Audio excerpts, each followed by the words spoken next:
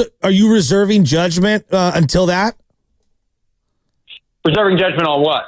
Do you think, without knowing whether it's 2 or 3 years, is this a good deal for the Niners?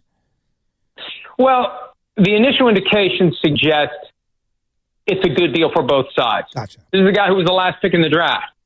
He was never expected to get a second contract as anything other than a backup.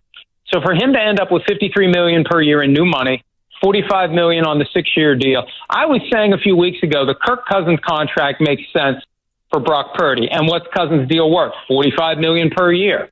At signing, he signed it as a free agent. How much was fully guaranteed at signing? $100 million. As a practical matter, it was 90, but there's another 10 that kicked in earlier this year. The Falcons let it kick in. They're paying him $100 million fully guaranteed. And I've seen some suggest that the full guarantee for Purdy is $100 million. So I think it's a win-win. The reality is going to be, does Purdy keep playing well? If he does, you're going to see that average dip farther and farther down the stack. And if he doesn't, then you start looking at the deal and figuring out where the breaking point is.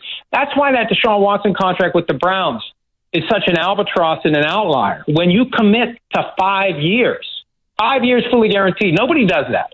5 years fully, and nobody's ever going to do it again after what happened with Watson. If the player doesn't deliver, you're stuck.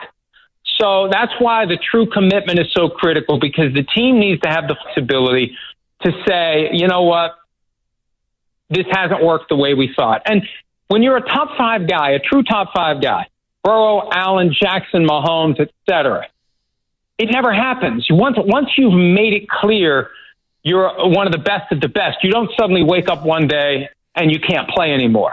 And it makes it safer to do a long-term deal with a player like that, because he's proven that he's great, and that's not going to change. With Purdy, I still think we have to see how this all plays out. Look at how they played last year with all the injuries and everything.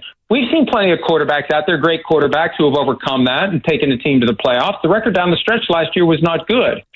So I think that we've yet to know how it's going to break, how his career is going to break. But I think there are indications in the contract based upon what we've seen so far. And I don't think it was an accident this thing got leaked at 5 o'clock Eastern time on a Friday. That's where bad news goes to die, not good news goes to thrive.